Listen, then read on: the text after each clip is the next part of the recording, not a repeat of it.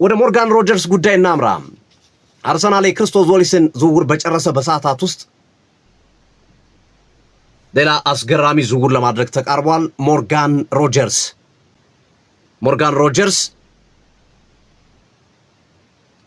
አርሰናል በዚህ የክረምት የዝውውር መስኮት የተጠየቀውን የትኛውም አይነት ገንዘብ ከፍሎ ለማምጣት እያሰበው የሚገኝ ተጫዋች ነው። በድጋሜ የአርሰናል ትልቁ የዝውውር እቅድ በዚህ የክረምት የዝውውሩ መስኮት ሞርጋን ሮጀርስ ነው። አርሰናል 100 ማወጣ 120 ማወጣ 130 ማወጣ ከፍተኛ ገንዘብ ለማውጣት ዝግጁ የሆነው ሞርጋን ሮጀርስ ላይ ነው። ተጫዋቹ በጣም ቨርሳታይል ነው። ተጫዋቹ እምቅ አቅም ያለው ብቻ ሳይሆን አቅሙን አውጥቶ ማሳየት የቻለ በትልቁ የእንግሊዝ ፕሪሚየር ሊግ ብቻውን ቡድን ይዞ የሚወጣ ብቻውን አሸንፎ የሚወጣ አስደናቂ ተጫዋች ነው ሞርጋን ሮጀርስ። አሁን አዲሱ ነገር ምንድነው? ከዚህ በፊት የነበረው ዳርዳሩን ነበር አርሰናል ሲሄዱ የነበረው ተጫዋቹን ይፈልጉታል። አዎ ከተጫዋቹ ጋር እነ ዲክላን ራይስ እና የመሳሰሉት ተጫዋቾች በብሔራዊ ቡድን ቆይታቸው እንዲያግባቡት ኃላፊነት ተሰጥቷቸዋል። ኢዜ፣ ዲክላን ራይስ፣ ሳካ የመሳሰሉት ተጫዋቾች ጓደኞቹ ናቸው። ዙሪያውን ሲዞር ነበር የነበረው አርሰናል። አሁን ወደ ነጥቡ እየመጣ ነው። አርሰናል ከክለቡ ጋር ከአስቶን ቪላ ጋር ንግግር ጀምሯል። ይሄ ነው ትልቁ ዜና። ሞርጋን ሮጀርስ እና አርሰናል ድርድር ጀምሯል። በክለብ ለክለብ ማለት ነው። የፐርሰናል ጉዳይ የግል ጉዳይ አሳሳቢ አይደለም። የሁለቱ ግንኙነት የሞርጋን ሮጀርስ እና የአርሰናል ደሞዝ ምናምን ነገሮች ጥያቄ የሚገቡ አይደለም። ትልቁ ነገር አስቶን ቪላ ቫሉዌሽን ነው። አስቶን ቪላ 130 እንደሚጠይቅበት ይጠበቃል። 120 ግን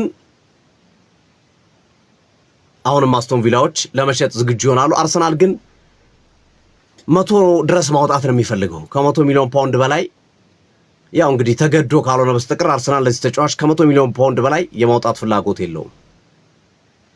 ስለዚህ የክለብ ለክለብ ድርድሩ ተጀምሯል። ገብቶታል። አስቶን ቪላም ገብቷቸዋል። ተጫዋቹን ማቆየት እንደማይችሉ በደንብ ገብቷቸዋል። ምክንያቱም ነግሯቸዋል ለክለቡ አመራሮች መልቀቅ እፈልጋለሁ፣ ግን መልቀቅ የምፈልገው አርሰናል ከሆነ ብቻ ነው ብሎ ነግሯቸዋል። ስለዚህ ስፔሲፊክ የሆነ ነገር ነው ያስቀመጠላቸው። ስፔሲፊክ የሆነ ነገር ነው አርሰናል ነው የምፈልገው ብሏቸዋል። ስለዚህ ሌላ ክለብ መጥቶ አይ ችግር የለውም 130 ልክፈል 140 ልክፈል ቢል የተጫዋቹን ፍላጎት ማክበር ስላለበት አስቶን ቪላ ያንን አያረግም። ስለዚህ በተቻለ አቅም በተቻለ ድርድር በተቻለ በጣም ሳይረክስም በጣም ሳይወደድም ከአርሰናል ጋር ድርድር አድርጎ የመሸጥ እድሉ ሊቀጥል ይችላል እና ያንን መሰረት በማድረግ ማንዛምቢን አስፈርሟል አስቶን ቪላ። ያው ሞርጋን ሮጀርስ እንደሚለቅ ስላወቀ ነው። መቼም 60 ሚሊዮን ዩሮ አካባቢ ለአንድ ተጫዋች የሚያወጣው አስቶን ቪላ ሞርጋን ሮጀርስ ላይ ለመጨመር አይደለም። ሞርጋን ሮጀርስ ላይ ተጨማሪ አድርጎ ቡድኑን ለማጠናከር አይደለም። ምክንያቱም ክለቡ ከፍተኛ የሆነ የገንዘብ ችግር ያለበት ክለብ ነው አስቶን ቪላ። ከተጫዋቾች ዝውውር ጋር በተያዘ ከአውሮፓ ተሳትፎ ጋር በተያዘ አምና በጣም ጫና ውስጥ ያለ ክለብ ነው አስቶን ቪላ። ኢቭን ቅጣት ወደ 28 ሚሊዮን ፓውንድ እንዲከፍል ተገዷል። ስለዚህ ማንዛምቢን ያዘዋወረበትን ገንዘብ ሲደመር ቅጣቱን ስንጨምረው ሞርጋን ሮጀርስን ካልሸጠ በስተቀር ይህንን ገንዘብ ማጣጣት አይችልም። ግልጽ ነው። በቃ አስቶን ቪላ ሞርጋን ሮጀርስን ይሸጣል። ምክንያቱም ይሄን አሁን የምንመለከተው ጀርባውን ነው የምታየው። ፊት ለፊቱ አስቶን ቪላ አልሸጥም ቁልፍ ተጫዋች ነው ምናምን ሊል ይችላል። እውነታው ግን ምንድነው? ከኋላ ያለው ነገር ነው። አስቶን ቪላ 28 ሚሊዮን ፓውንድ ዕዳ እየጨፈረበት በአውሮፓ ሊቀጣ ነው፣ ሊታገር ነው ክለቡ። 60 ሚሊዮን ዩሮ አውጥቶ ማንዛምቢን አስፈርሞ ሞርጋን ሮጀርስን አቆየ ማለት ክለቡ ኪሳራ በኪሳራ ነው የሚሆነው። ነገር ግን እንደው የሚያስተካክለው ሞርጋን ሮጀርስን በማንዛምቢ ተካ የአውሮፓ ዳውን ይከፍላል። የፔሮልና የገንዘብ አወጣት ስርዓቱን ያስተካክላል። ከዛ በኋላ ሞርጋን ሮጀርስ ከሚሸጠው ገንዘብ ላይ የሚያገኘው ገንዘብ ይሄ ገንዘብ ይጣጣል ማለት ነው። በቃ ይሄ ነው ከጀርባው ዋናው ነገር ይሄ ነው። የሞርጋን ሮጀርስ ዝውውር አይቀርም። እሺ ሞርጋን ሮጀርስ አይቀርም። ኦፍ ኮርስ ካስቶን ቪላ ይወጣል። ወዴት ሂድ? ቶተናም ጠይቋል። አልፈልግም ብሏል። አውቶማቲካሊ ተውኝ እኔ ከአርሰናል ውጪ መሄድ አልፈልግም። ማንቸስተር ዩናይትድ ፍላጎት አለው ግን ገፍቶ አልመጣም። ማንቸስተር ዩናይትድ ተጫዋቹን ለአርሰናል ሽጡ ይብሏቸዋል። ስለዚህ ተጫዋቹን በግራም መውሰድ ነው በቀኝ አሁን ባለው ሁኔታ ሞርጋን ሮጀርስ ወደ አርሰናል የመዘዋወሩ ጉዳይ አይቀሬ ጉዳይ ነው። አርሰናልም ደግሞ እንደጠቀስኩላችሁ የዚህ የክረምት የዝውውር መስኮት ትልቁ ገንዘብ የማወጣበት ተጫዋች ሞርጋን ሮጀርስ ነው ብሏል። አስቀምጦታል። በቃ ጁሊያን አልቫሬዝ ሊመጣ ይችላል፣ ሌላ ተጫዋች ሊመጣ ይችላል። ግን አርሰናል እመኑኝ በዘንድሮ ውድድር ዓመት ለሞርጋን ሮጀርስ ዝውውር ከሚከፍለው ገንዘብ በላይ የሚከፍለው ተጫዋች አይኖር። ትልቁ ወጪው የሞርጋን ሮጀርስ ነው። አርሰናል ዘንድሮ በትልቁ እቺ ነው ያዟት። ትልቁ ወጪ የሚሆነው የሞርጋን 120 የሚሆን 110 የሚሆን ትልቁ ወጪ እሱ ነው።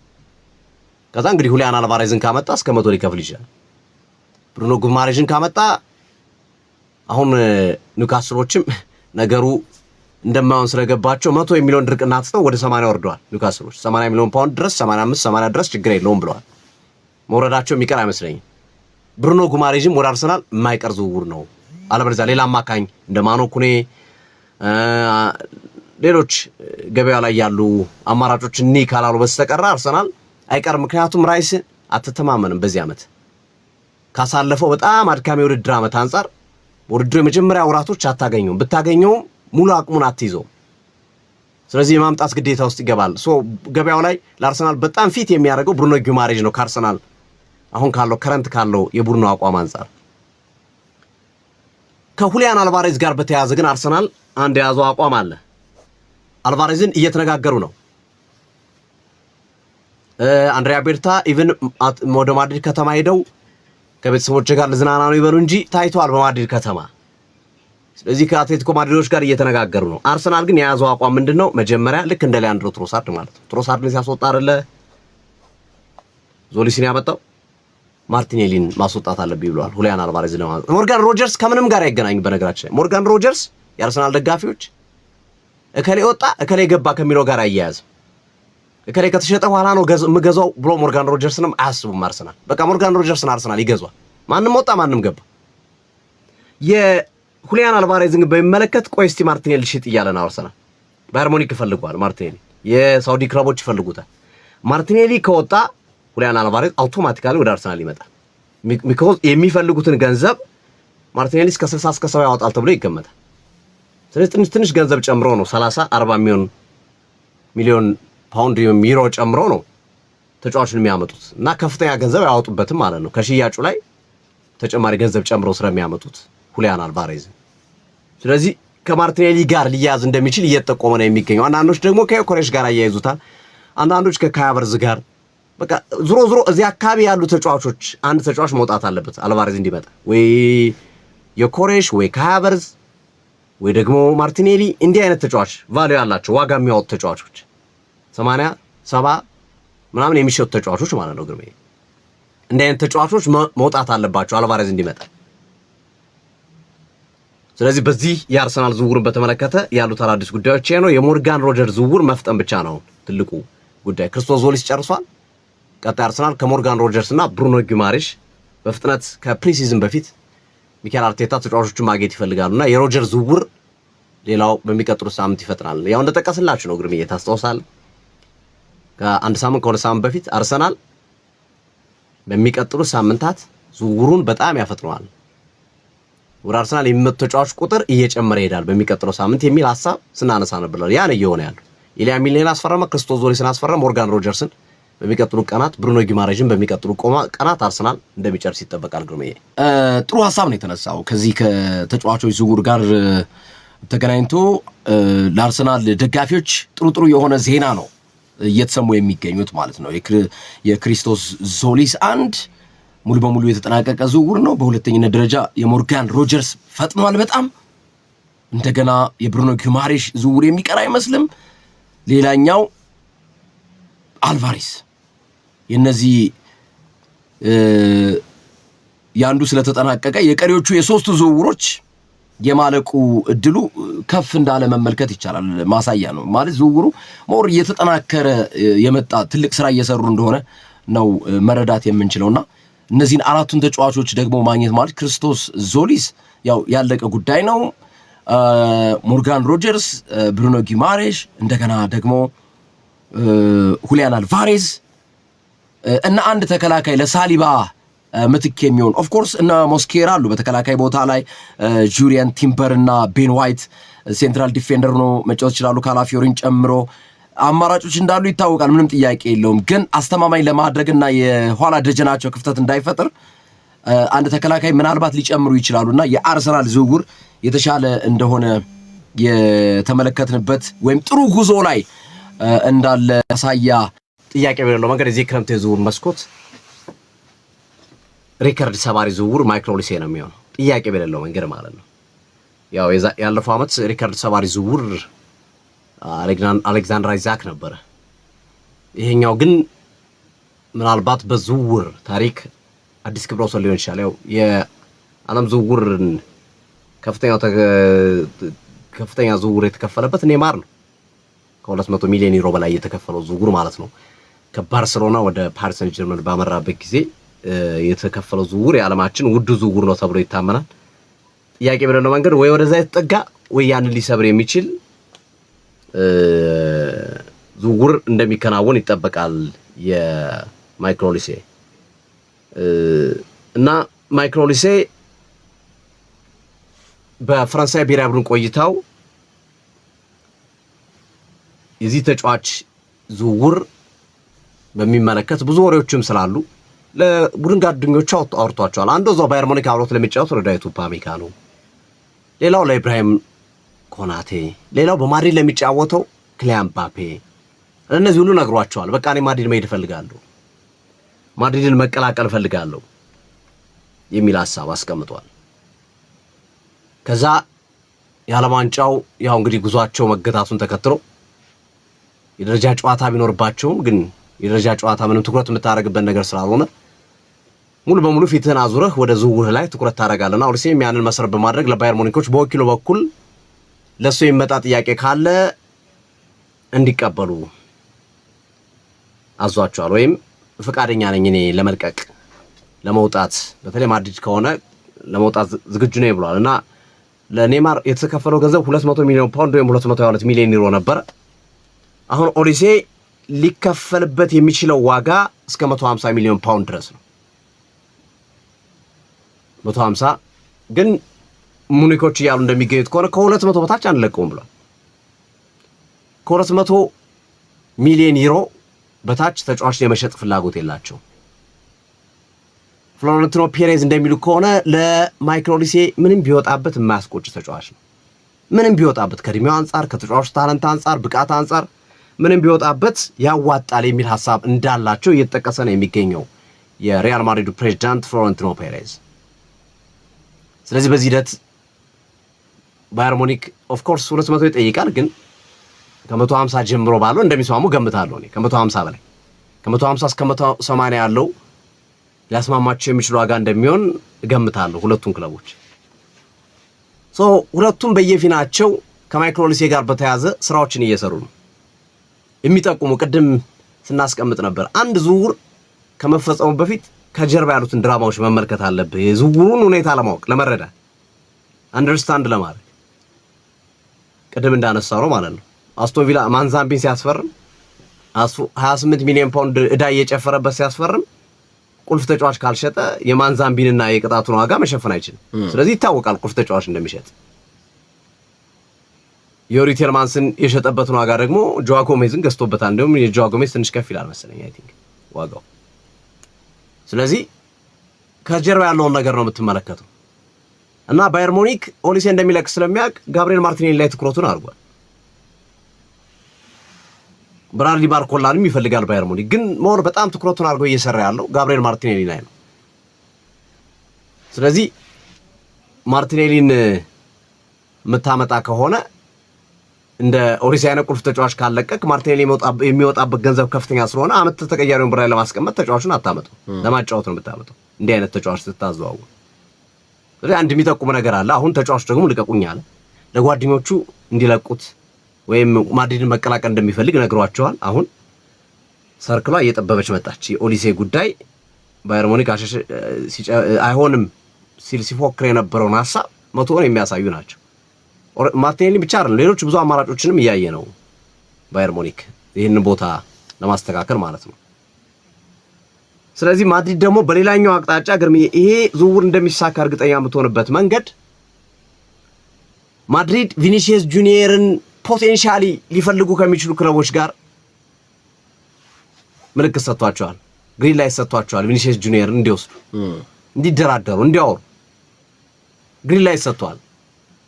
ወይም አረንጓዴ መብራት ተጭኖላቸዋል። አንዱ አርሰናል ነው በዚህ ሂደት ውስጥ ገና ነው። ግን ይሄ እንደ ሞርጋን ሮጀርስ እንደ ብሩኖ ጊማሬዥ ስር የሰደደ የተሰራ አይደለም። ይሄኛው ግን ገና ነው። ቅድም ስራ ነሳ ነው ብዙ አልሄድበትም። ግን ቪኒሲየስ ጁኒየርን ዝሮ ማንም ይሁን ማንም ክለብ እንዲወስደው ፖቴንሻሊ አቅም አላቸው። እንደ ፒኤስጂ፣ አርሰናል፣ የሳውዲ ክለቦች እና መሰል ክለቦችን ኦፈር እያደረጓቸው ነው። ማንቸስተር ዩናይትድም እዚህ ውስጥ አለ ተብሏል። ኦፈር ከተደረጉት ውስጥ ማለት ነው። ስለዚህ በቀጣይ አቅም አለኝ ብሎ የተጫዋቹን ደሞዝ መክፈል የሚችል ግን ይሄ ደሞዝ ብቻ እኮ የአንድ መካከለኛ ተጫዋች ያመጣል። በአመት ምን ጥያቄ አለ? የኦሊሴ 25 ሚሊዮን ፓውንድ 25 ሚሊዮን ዩሮ አካባቢ አመታዊ ደሞዝ ከነጥቅማ ጥቅሙ እንደሚከፈለው ይጠበቃል። ቪኒሲየስ ጁኒየር በጣም ብዙ ነው የሚከፈለው ደሞዝ። አንዱ ከማድሪድ ጋር እየተጣላ ያለበት ጉዳይ ከማድሪድ ጋር በትልቁ እየተጣሉበት ያለው ጉዳይ እኔ እንደ ክሊያን ምባፔ ይገባኛል፣ የክሊያን ምባፔ ደሞዝ ይገባኛል ነው። ማድሪድ ደግሞ ክሊያን ምባፔ እኔ ዝውውር ገንዘብ አልከፈልኩበትም በርካሽ ዋጋ ያገኘሁት ተጫዋች ስለሆነ ደሞዙን ከፍ አድርጌ ልከሰው የፈለኩት ይሉታል። እሱ ደግሞ እኔም እኮ የሳይኒንግ ፊ እንዳለ ባቅም ወይም የፊርማ ገንዘብ ብፈርምም ግን እኔም ብሸጥ ከፍተኛ ገንዘብ ላስገኝ የምችልበት እድል አለ።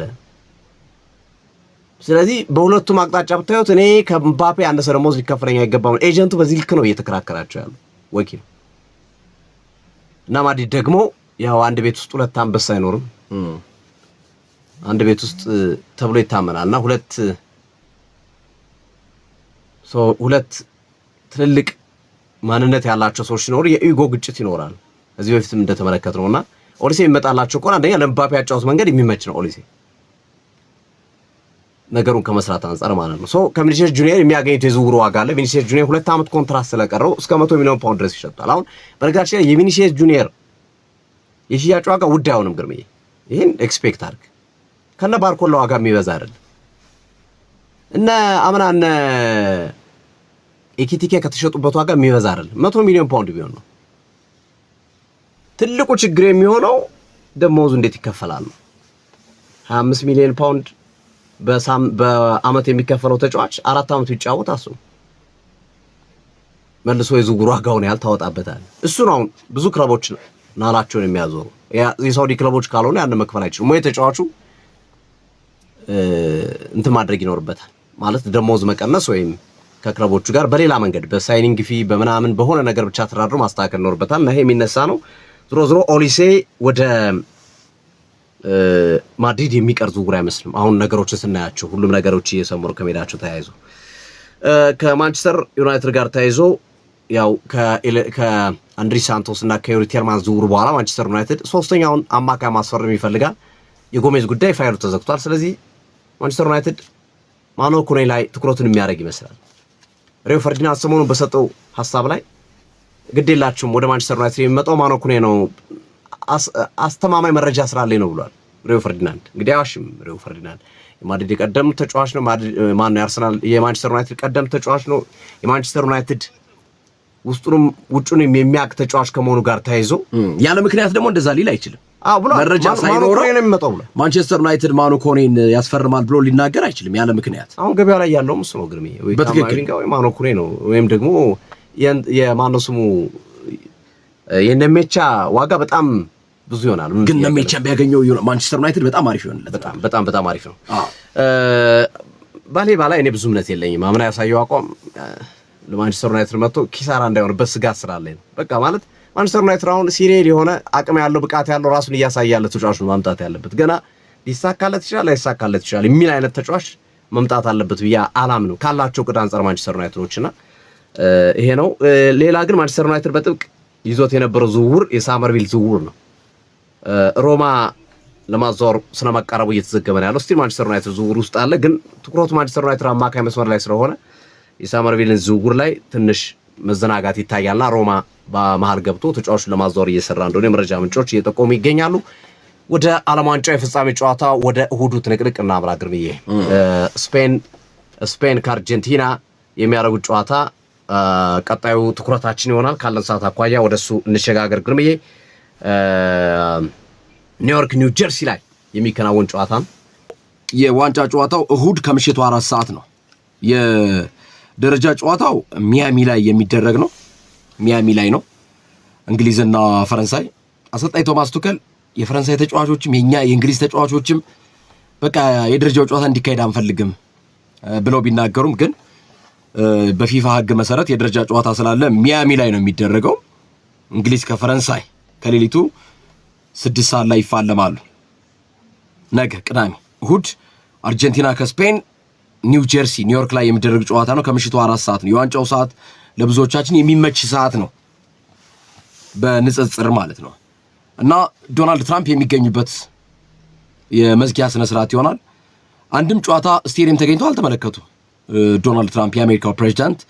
አሁን ግን በጽህፈት ቤታቸው በኩል ይፋ እንዳደረጉት ሽልማትም የሚሸልሙት ዶናልድ ትራምፕ ናቸው ለአሸናፊው ቡድን።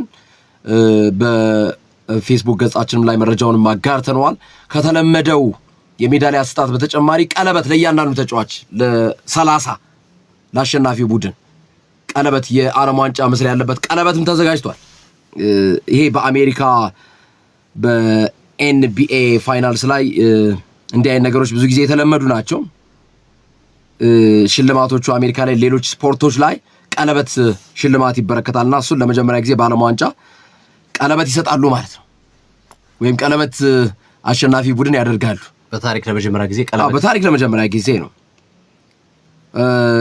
እና የዶናልድ ትራምፕ በዚህ ተገኝቶ ሽልማቱን መስጠት በራሱ ትልቅ ነገር ነው። ስለ ጨዋታው ምን ሊከሰት ይችላል የሚለውን ማንሳት ተገቢ ነው ብዬ አስባለሁ። የአርጀንቲና ብሔራዊ ቡድን ማርሽ ቀያሪው ሊዮኔል አንድሬስ ሜሲ በሁሉም ነገር በነገራችን ላይ ሊዮኔል ሜሲ 21 ጎሎችን አስቆጥሯል። በአጠቃላይ በዓለም ዋንጫ ብዙ ጎል ያስቆጠረ ነው። በዚህ ዓለም ዋንጫ ደግሞ 8 ጎልና 4 አሲስት አድርጓል። በአጠቃላይ በዓለም ዋንጫ ደግሞ 12 አሲስት ሪከርድ ነው። በነገራችን ላይ ብዙ ጎል በማስቆጠር ሪከርድ ነው። ብዙ አሲስት በማስመዝገብ 12 አሲስት ሜሲ ሪከርድ ነው። በዘንድሮ የዓለም ዋንጫ እየተካሄደ ባለው የዓለም ዋንጫ ብዙ ድሪብል ያደረገው በአርጀንቲና ውስጥ ብዙ ቻንሶችን ክሬት ያደረገው ብዙ ነገሮችን ያደረገው ሁሉንም ነገር ያደረገው ሜሲ ነው። የአንድ ክለብ ቡድን ነው የሚመስለው ሜሲ ማለት አርጀንቲና ነው።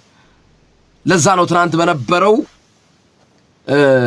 ፕሮግራማችን ላይ ያልተዋጠላችሁ ሰዎች እየመረራችሁም ቢሆን የዘንድሮን ባሎን ዶር አርጀንቲና ዋንጫ ከወሰደች ሜሲ ያነሳል ብለን የተናገርነው። የሜሲ ደጋፊዎች ደግሞ እየጣፈጣችሁ ባሎን ዶሩን ለ9ኛ ጊዜ ሜሲ የማሳካት እድል እንዳለው እየገለጽን ነው። ምክንያቱም ሜሲ ማለት አርጀንቲና ነው፣ አርጀንቲና ማለት ሜሲ ነው። ሁሉንም ነገር እሱ ነው መፍጠር የቻለው። በአንጻሩ ስፔን ላይ ስንመጣ ለምሳሌ ብዙ ጎል ያስቆጠረው ኦያርዛባል ነው። ቻንስ ክሬት በማድረግ ላሚን ያማል ነው። እንዲሁም ጥሩ ክሮስ በማድረግ እነ ማርኮ ኩሬያ ነው። እነዚህ የብዙ ተጫዋቾች ድምር ውጤት ነው። አርጀንቲና ላይ ግን ሁሉንም ነገር ያደረገው ሜሲ ነው። ሊዮኔል አንድሬስ ሜሲ ነው። መሃሉ ላይ ሮድሪ አለ፣ ኦልሞ አለ፣ ፔድሪ አለ። አርጀንቲና ቤት ፓራዴዝ አለ፣ ኢንዞ ፈርናንዴዝ አለ። በማጥቃት ሚና ላይ ላሚን ያማል አለ፣ ባኤና አለ። ባኤና፣ ኦያርዛባል፣ ፋቢያን ሪዩዝ አለ። ተቀይሮ በመግባት እነ ሚካኤል ሜሪኖ አሉ። ግብ ጠባቂያቸው ኦናይ ሲሞን ነው። ተከላካይ ቦታ ላይ ኩባርሲ የአሜሪክ ላፖርት ምርት አለ። ኩሬያና ፔድሮ ፖሮ የሚሰሩት ስራ አስደናቂ የተመላላሽ ቦታ ነው። አርጀንቲና ቤቱም ሊዮኔል ሜሲ እና አልቫሬዝ አጠገቡ አሉ። ተቀይሮ የሚገባው ላውታሮ ማርቲኔዝ አለ። ተከላካይ ቦታ ላይ እነ ክርስቲያን ሮሜሮ በቡድን ውስጥ የተመለከትናቸው ሊሳንድሮ ማርቲኔዝ በኋላ ላይ ኦታሜንዲ በባለፈው ጨዋታ ቀይሮት ገባ። ጎንዛሎ ሞንቴል ተቀይሮ ገብቶ ምን እንዳደረገ አይተነዋል። ታላፊኮ አለ። ጎንዛሌዝ ሌላ ምርጥ ተጫዋች አለ። የተጫዋቾችን ኳሊቲ ስንመለከት የሁለቱም ተመጣጣኝ የሚባል ነው።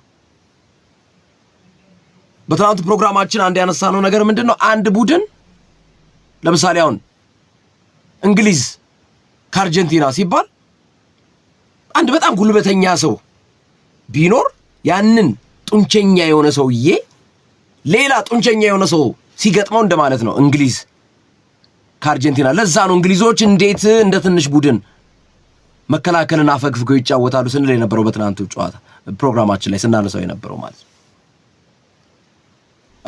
ለምሳሌ አሁን ሌሎች ቡድኖች የአፍሪካ ቡድኖች ዘንድሮ ጥሩ ናቸው። ኬፕ ቨርዴም ግብጽ የሚያደርገው ግን ግብጽ አሁን አርጀንቲናን ጥላት ብትሄድ ልክ ጡንቸኛው ከጡንቸኛው ሰው ጋር እኩል እንደተፎካከረው ሳይሆን ጡንቸኛውን ሰው ተደብቆ በጥፊ እንዳጮለው ወይም ድንጋይ እንደወረወረበት በቁመት አጠር ያለ ሰው ወይም ጡንቸኛ ያልሆነ ሰው ተደብቆ እንደማጥቃት ልንቆጥረው እንችል ይሆናል።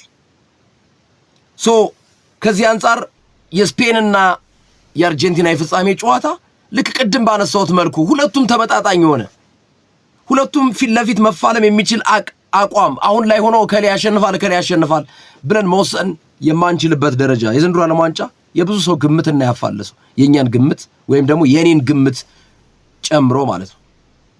እና ከዚህ አንጻር አሪፍ ጨዋታ እናያለን፣ ጥሩ ፉክክር ይሆናል ብዬ አስባለሁ። ሶፊ በስፔን ካምፕ በኩል ትንሽ አስደነጋጭ ዜና ተሰምቷል። ላሚን ያማል በትናንትናው ልምምድ አልተሳተፈም። የጡንቻ ህመም ኑሮበት ከነ ጡንቻ ህመሙ ነው እየተጫወተ ያለው ላሚን ያማል እና እንግዲህ ለእሁዱ ጨዋታ ስቲላውን የሚደርሳል የሚል ተስፋ አለ በስፔን ብሔራዊ ቡድን ውስጥ። ግን ሙሉ ብቃቱን የማሳየት እድል አይኖረውም አሁንም ከነ ጉዳቱ ስለሆነ የሚጫወተው ማለት ነው።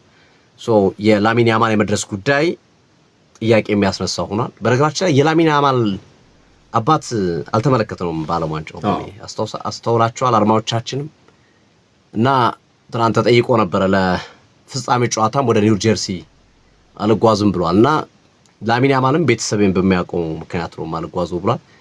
የሚጥል በሽታ አለብኝ ነው የሚለው እንግዲህ ሙኒር የላሚን ያማል አባት ኤፒሌፕሲ የሚባለው ማለት ነው። የሚጥል በሽታ አለብኝ ረጅም ጉዞዎችን በፕሌን ማድረግ አልችልም እንጂ ከልጄ ጎኑኝ ጨዋታዎችን መለከት ደስ ይለኝ ነበረ፣ ግን እያንዳንዱ እንቅስቃሴ አታመልጠኝም፣ ቤት ውስጥ ከቤተሰቦቻችን ጋር እንመለከታለን ነው ያለው የላሚን ያማል አባት። እንዳየው እናቱ፣ ታናሽ ወንድሙ እና መላው ቤተሰቦቹ በስቴዲየም እየተገናኙ በሁሉም ጨዋታዎች ያማልን እያበረታቱ ይገኛሉ። እና አባቱ ያልተገኘበት ምክንያት ይሄ መሆኑን አስታውቋል ማለት ነው። አሳማኝ ምክንያት ይመስላል። ስፔን ከአርጀንቲና እንግዲህ አርጀንቲና ከብራዚል ተከታታይ የዓለም ዋንጫ ስኬት በኋላ ከ1962 በኋላ ማለት ነው አንድም ብሔራዊ ቡድን በተከታታይ የዓለም ዋንጫን አሳክቶ ያውቅ። ስለዚህ አሁን ካሳኩ እንግዲህ ከ64 ዓመታት በኋላ ባክ ቱ ባክ ሻምፒዮን አዲስ ቡድን ይገኛል ማለት ነው አርጀንቲና ይህንን ማሳካት የሚችሉ ከሆነ። ስፔን ደግሞ አንድ ነጠላዋን ያለች ዓለም ዋንጫን ያለቻቸው 2010 ላይ እሷን ቢያንስ እንዳይበርዳት የሚያደርጉበት ሁለተኛ ዋንጫ ማሳካት የሚችሉበት እድል አለ። ላ ሮዣ ከላ አልባሴልቴ ጋር የሚያደርጉት ጨዋታ ነው የሚሆነው። እንደሚታወቀው ያው አርጀንቲና ስፔኖች በብዛት የሚኖርባት ሀገር ናት። የሁለቱ ሀገር ባህላዊ ቁርኝት የሁለቱ ሀገር የወግ የባህልና መሰል ቁርኝቶች በጣም በብዙ መንገድ የተሳሰሩ ናቸው ተብሎ ይነሳል። የስፔንና የአርጀንቲና ማለት ነው። እና ሁለቱ ቡድኖች በባህል እንደመተሳሰራቸው መጠን ግን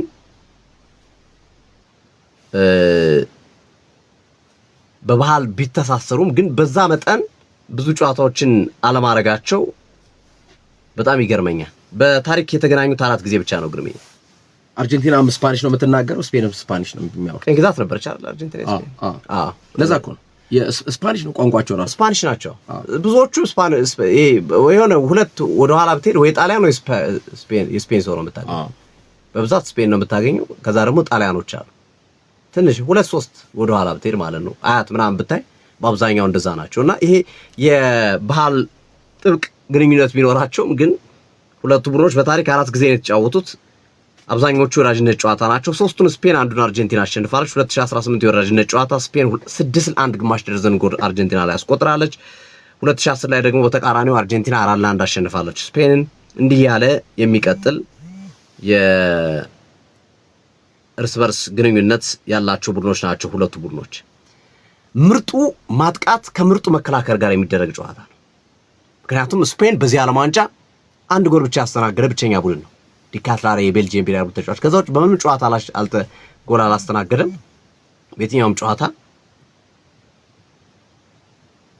ከዛ ባለፈ ደግሞ በተለይ ሁሉንም የጥሎ ማለፍ ጨዋታዎችን አሸንፎ የመጣ ቡድን ነው ስፔን። አርጀንቲና ደግሞ ብዙ ጎል ያስቆጠረ የዚህ የዓለም ዋንጫ ብዙ ጎል አስቆጣሪ ቡድን ነው። እነ ምባፔ እነ ዴምብሌ እነ ኦሊሴ ካሉበት የፈረንሳይ ብሔራዊ ቡድን የበለጠ ያውም ጥሎ ማለፍ ላይ ጭምር እያሉ ነው የኔ ያለ የጎል ልዩነት የነበራቸው። አሁን ባለፈው እንግሊዝን ባሸነፉበት ጨዋታ ተጨማሪ 2 ጎል ስለጨመሩ ይበልጥ የብዙ ጎል በማስቆጠር አርጀንቲናዎች በዚህ ዓለም ዋንጫ ብዙ ጎል ያስቆጠረ ቡድን ነውና ምርጡ መከላከል ከምርጡ ማጥቃት ጋር የሚደረግ ጨዋታ ነው ይሄ ጨዋታ።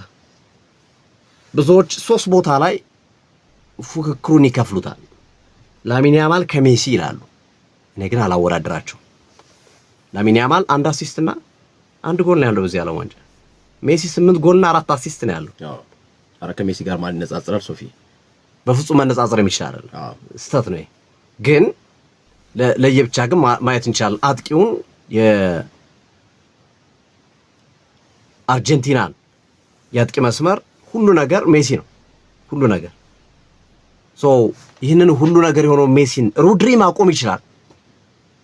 የስፔን ተከላካዮች ማቆም ይችላል። አንዱ የጦርነቱ ቦታ፣ አንዱ የእግር ኳስ ፍልሚያው ቦታ ይሄ ነው። ጥያቄ የለውም። ሜሲ ማቆም ከቻሉ ስፔኖች ዓለም ዋንጫውን የመውሰድ ዕድላቸው ሰፊ ነው። ሜሲ ማቆም ካልቻሉ ደግሞ አርጀንቲና ዓለም ዋንጫውን የመውሰድ ከመጡበትም መንገድ አንጻር እያንዳንዱ ጨዋታ ላይ እንደገለጽ ነው 5 ነው 6 ማን ኦፍ ዘ ማች ነው የተባለው ሜሲ።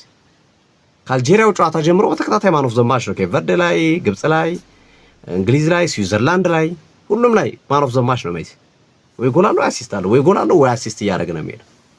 ስለዚህ ላሚን ያማል ከሜሲ የሚለውን ፉክክር ለኔ ቀልድ ነው። ከዛ ይልቅ ሜሲ በነ ሮድሪ፣ ሜሲ በነ ኩባርሲ ይቆማሉ። አንዱ የመፎካከሪያ ነጥብ ይመስለኛል። እንደውም ጥሩ ፉክክር ሊሆን ይችላል ብዬ ማስበው የሮድሪና የኤንዞ ፈርናንዴዝን ያማካ መስመር ማን የበላይ ነው እሱ ነው የጨዋታውን አሸናፊ የሚወስነው። እሱ ላይ የሚታየው ፉክክር ዴፊኒቲቭ ግርምዬ እሱ ያስማማኛል። ግን እኔ የጨዋታው ልዩነት ፈጣሪ ሜሲ ነው የሚሆን። ሜሲ የሚባል ልጅ ማቆም ካልቻሉ ኢንዞንም ብታቆመው ማንንም ብታቆመው አስቸጋሪ ነው።